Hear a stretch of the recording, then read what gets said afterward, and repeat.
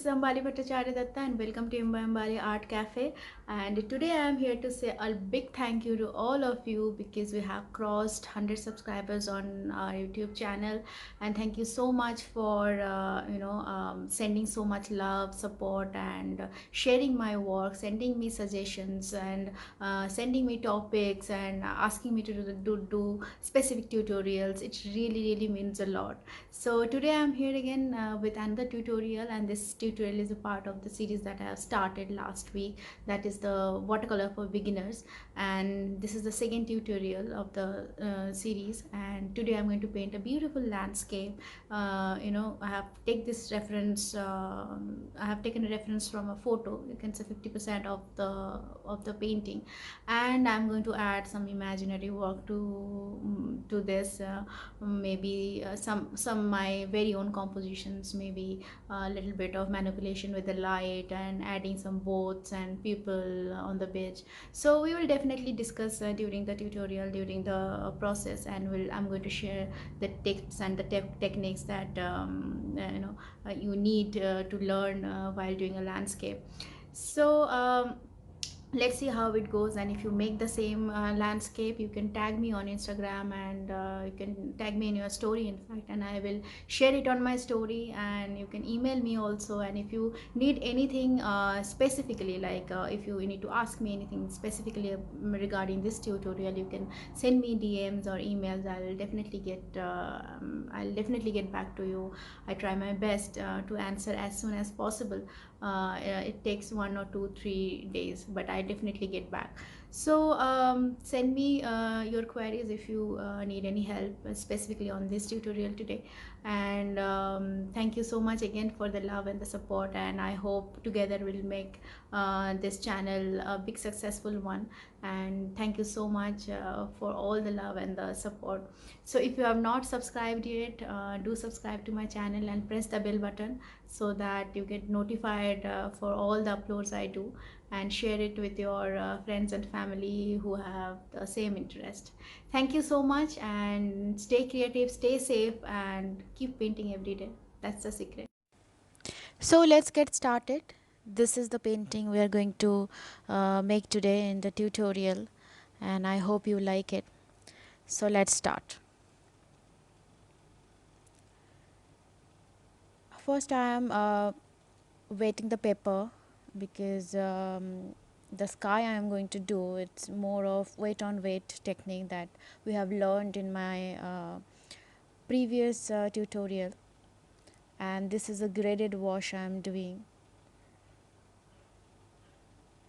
You can see that the water gives shapes to the pigments. I don't have to do anything much, like just adding the pigments and adding water, and it's taking its own shape.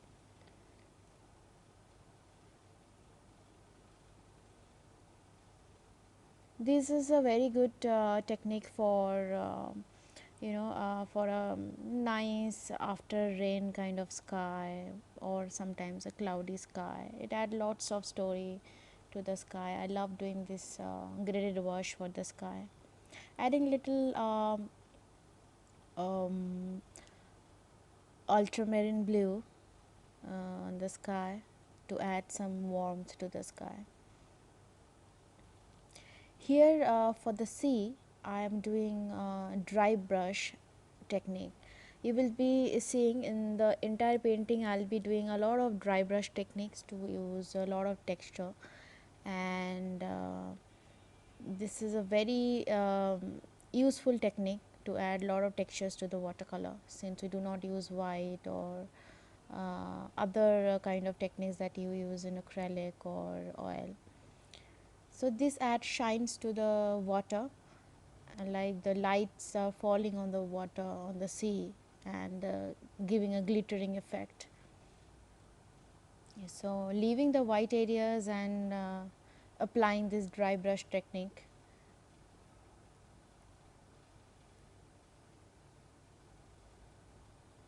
I'm using Prussian blue for this, and little bit mixed with cobalt blue.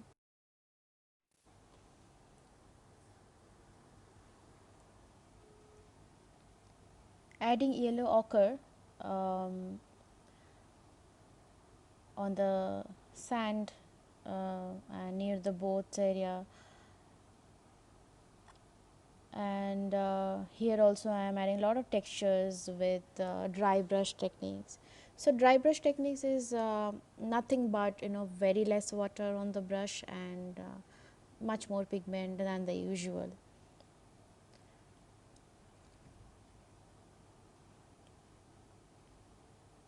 Adding little intensity to the water, little bit of depth by applying the mix of Prussian blue and cobalt blue, and intentionally, as I said, leaving the white areas.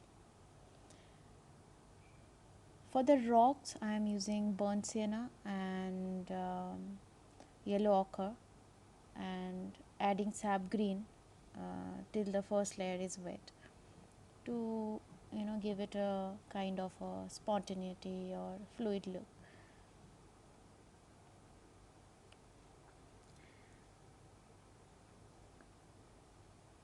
Adding little bit of burnt sienna to add warmth to the rocks.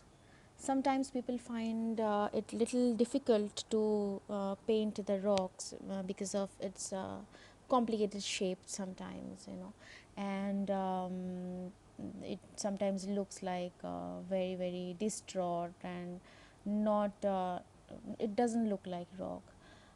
So it's there is a way to simplify it, that you don't have to go into the tiny details. You just follow the shape of the rocks and see where the light is falling and how the shadow is there. So just paint the shadow and just follow the shape. Don't go for too much of tiny details, and you'll be doing better for the rocks. And obviously you need some practice, and sometimes squint your eyes and see to simplify the complicated objects. Here I am just doing some random strokes and not very planned one, just some random dark dry brush strokes, bold strokes you can say, just following some shapes of the rocks and painting the darker areas, leaving the lighter areas, and painting the darker areas to give it a nice shape.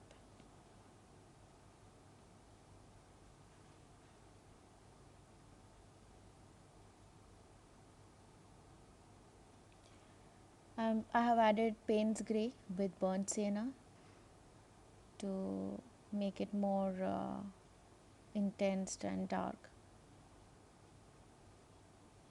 and working on layers. As I always say, that watercolor is a work of patience and you have to work on layers. Avoid adding too much color at one go to sometimes it makes it muddy and you don't get the desired result. Adding sap green on above the rocks, and mixing ultramarine blue with sap green to add intensity to the green areas.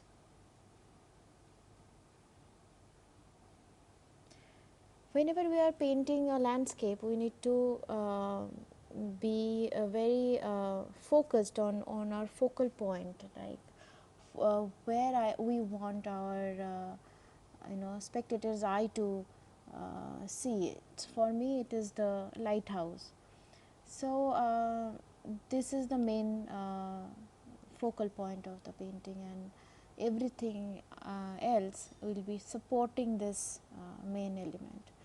So we will not be doing too much of detail everywhere, like every minute details, and since this is a kind of impressionistic work, so we will not be doing like as I said, all the minute details for every leaves or every all the elements like the rocks or the people in the picture.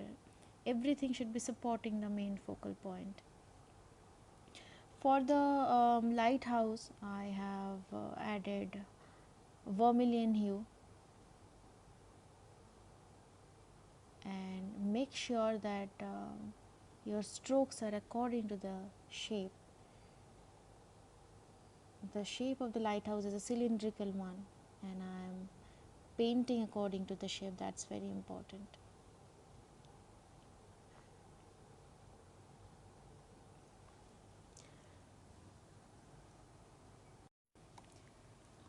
In the main photo, there is only the lighthouse and the sea. I have added these boats and people on the beach area just to add some story and to make it look more alive.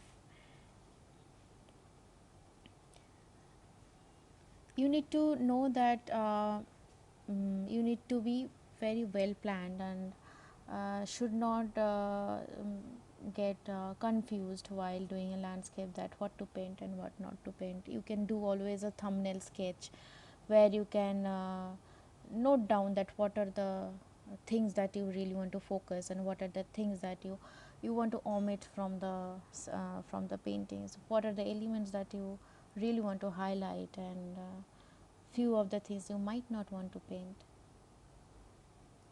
and simplify the objects just by seeing their shapes, the bigger shapes, and the just doing the shadow and the light area. It's mostly about seeing the bigger picture, not going into too minute details. Adding ultramarine blue and mixed of crimson lake to add a little bit of dimension to the lighthouse area.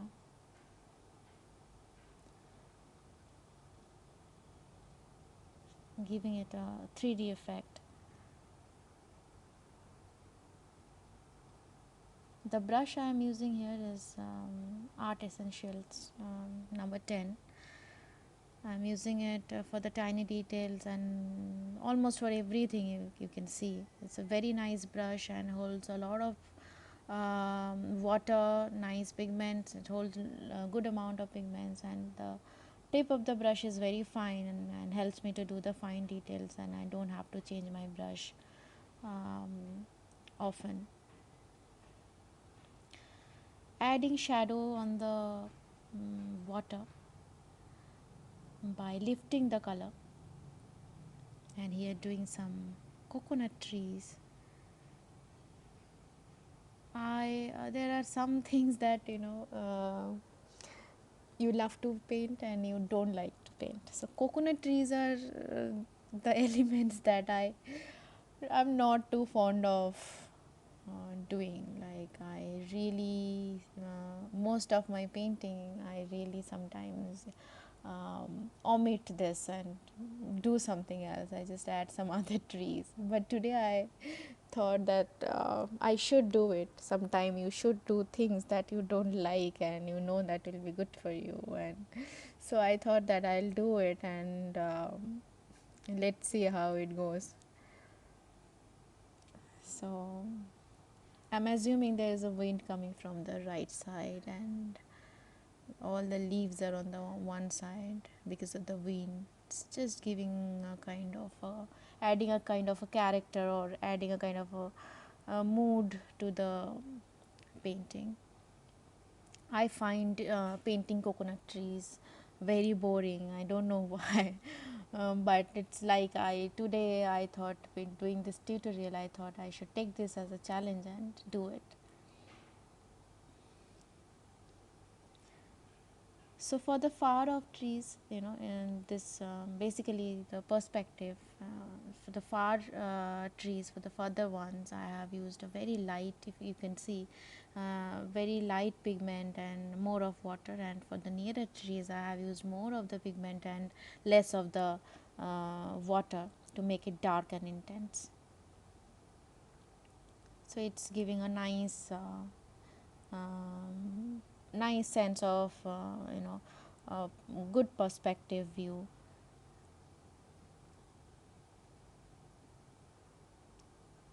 Here also I have not done too much of minute details, just painted the shape and the light and shadow.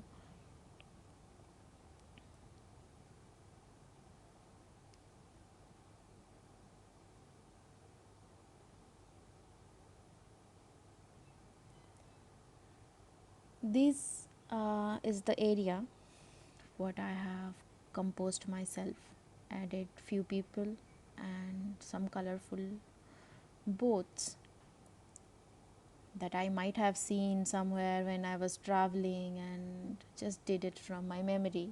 I love doing this, and I love adding this kind of elements to my landscapes, which has no relation with the real life. And when the painting is complete, I feel it like a piece of my you can say that my memory, or something that I created that is may not be existing in real life. So this is like something really belongs to me.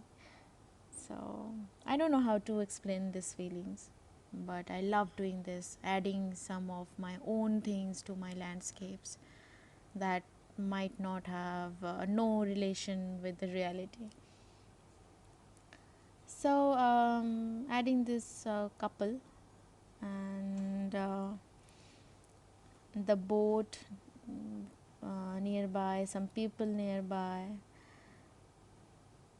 and there must be they are just enjoying the you know fresh air, the positive vibes of the nature.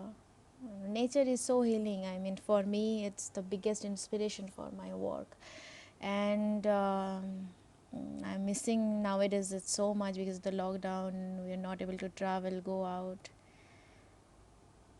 So obviously, this is a scenery because before this lockdown situation, where people were free to go anywhere, and I'll make sure that I'll not take all these things for taken for granted now. Everything is so precious. So this is maybe a scene which is kind of just before the sunset. People are roaming around the beach and taking some and enjoying the fresh air just after the rain. The just after the rain, the air is the wind, the breeze is so wet, and it gives a very refreshing effect. It's just very healing for me. So every time I paint a landscape or a cityscape, it makes me feel that I am there and I am enjoying. I can feel, that the mood, the vibe, the ambience of the painting, and that's make me very happy. That really makes me very happy. So adding some shadows to the boats and to the people, you will see that I'm not going into too much of details. It's very impressionistic approach. Just adding the shape, basic shapes of the boats or the people, and using dry brush techniques again.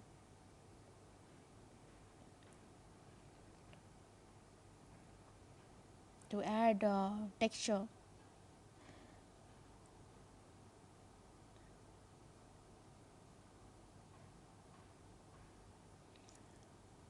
This kind of techniques works very well on the rough paper, and I'm using Arches rough 300 GSM. As I said, always emphasis on the GSM of the paper because it really important, because how your paper reacts to the water. And this is a very thick paper, and it's a rough paper, very good for dry brush technique. It really complements this technique.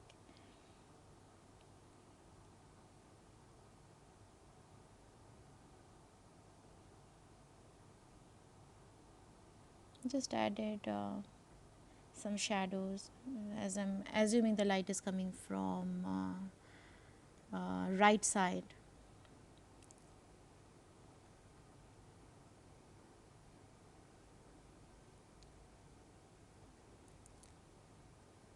Some random people roaming around on the beach.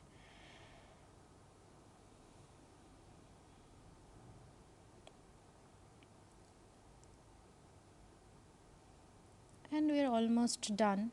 So in this tutorial, the main thing was to um, demonstrating the dry brush technique and the graded wash that we have learned in my previous video. So I'm adding little bit of color on the sky, because you know that watercolor get lighter once it's faded, and I want my sky to look much more bright. So adding little bit of warmth by using the same color that I have used previously. So that's how it looks. I hope you find it helpful and use this dry brush techniques and leaving these white areas on the paper. This is also a technique very useful for watercolor. So that's how it looks, a very basic, very simple yet beautiful landscape. If you make this, you send me on my story. I will definitely share it on my Instagram. Don't forget to subscribe if you have liked this tutorial. Thank you so much for watching. See you next week.